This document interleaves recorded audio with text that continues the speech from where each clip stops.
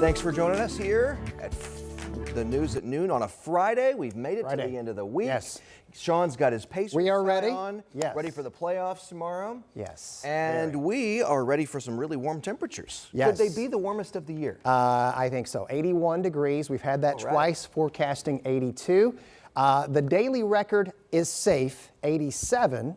Okay. But we're closer to that daily record than our average high of 65. We'll take that. You got all those facts? There's going to be a quiz later on here, partner. All right, I'm amped up, and I haven't had my second cup of coffee yet.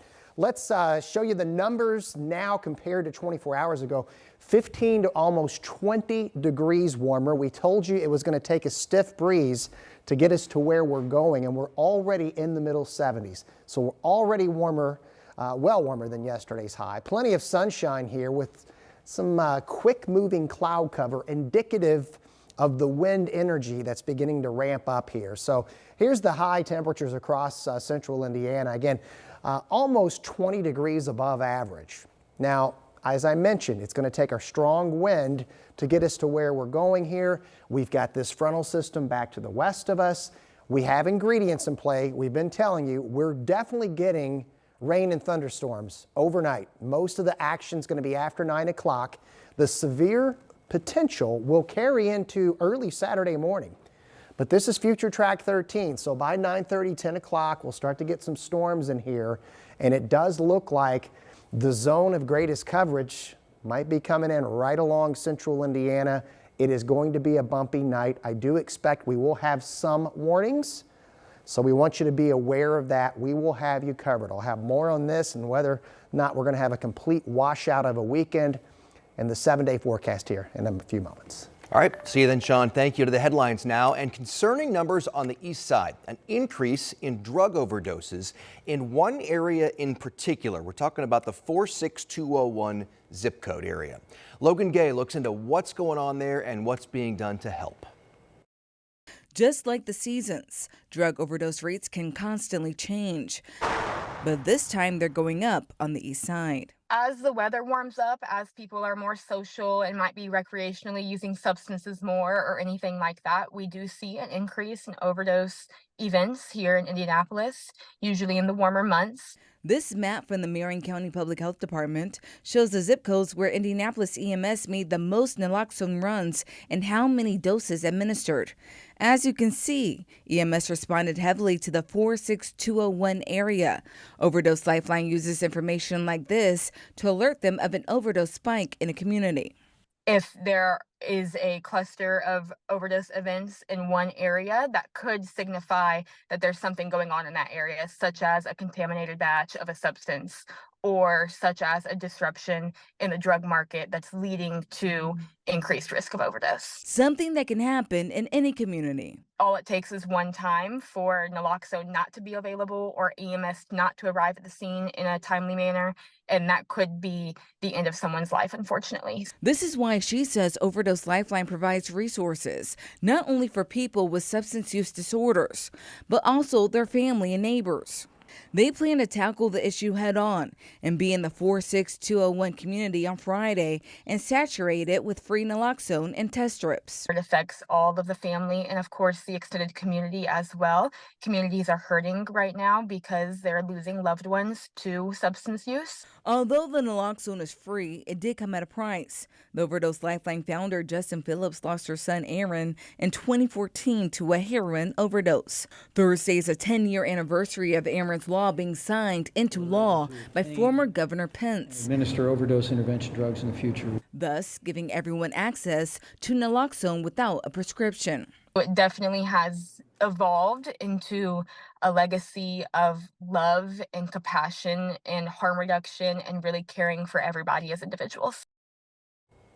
That was Logan Gay reporting. Okay, so the Overdose Lifeline Chariot team will be passing out these naloxone kits, these nasal naloxone kits. They're also going to be talking with neighbors today from 2 to 4 at Westminster Neighborhood Services. If you can't make it, they can also send you free naloxone and test strips as well. We have all that information about how to get those online. You can check it out at WTHR.com.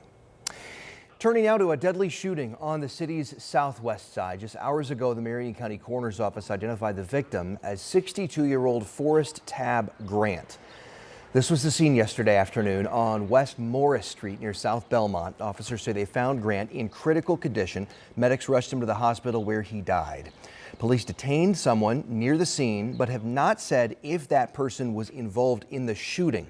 We're checking to see if police have made any arrests, if they have any suspects. Of course, we'll let you know as soon as we learn more on that. This afternoon, a man is under arrest accused of stealing a car and leading police on a chase that ended in a deadly crash. It started in Newcastle, where police say they were investigating a traffic violation. That's when the driver took off, leading officers onto I-70 toward Indianapolis. It ended on the east side in a crash near Washington and North Midhofer. One person died, 3 others were hurt. And another Indianapolis man, now charged in a deadly crash while allegedly intoxicated, is asking the court to let him drive again. Lawyers for Bradley Woods, they filed a petition for what's called a specialized driving privileges permit. It comes about a week after a judge decided Woods would not be getting his driver's license back. The newly filed court documents show Woods wants to drive to and from work, to court, and doctor's appointments. Woods is charged in the death of 20-year-old Avery May back in 2023. The crash happened on the southeast side of Indy. May's girlfriend, Riley White, was also in the car. She suffered serious injuries.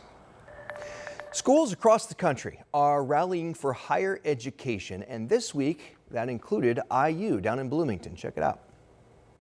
Go, hey, hey, ho, ho, Hamilton has got to go. Protesters marched to Dunn Meadow yesterday, calling for the resignation, maybe you heard it right there, calling for the resignation of their president, Pamela Whitten. A coalition of faculty, staff, and students say academic freedom is under attack, but they also say the administration is failing to defend them while supporting Israel's war against Palestinians. Anyone here who comes to this institution believes in principles of diversity of thought, diversity, equity, and inclusion, freedom of speech, and the right to go to a university that's not directly invested in some of the worst crimes of the 21st century. Isn't that right? Yeah. This was an all-afternoon event with speeches and calls to get involved. It went on for hours. We reached out to the IU administration for a response. So far, haven't heard back. A U.S. District Court judge has denied the ACLU's request to protect 7 international students here in Indiana whose visas have been revoked. The students all attend either Purdue, IU Indianapolis, or Notre Dame. The ACLU of Indiana says their lawful status was terminated without explanation, and so asked for the court to issue a temporary restraining order to keep them here for now. Well, earlier this week, we told you about the lawsuit claiming U.S. Homeland Security violated the students' right to due process. But after the judge's decision, the ACLU says it is now considering its options. We've also learned that Ball State is ditching its diversity, equity, and inclusion program. University leaders there say they made the decision to comply with President Trump's executive order to end what he calls illegal discrimination and to restore merit-based opportunity. Ball State's president explained in this video here. Watch.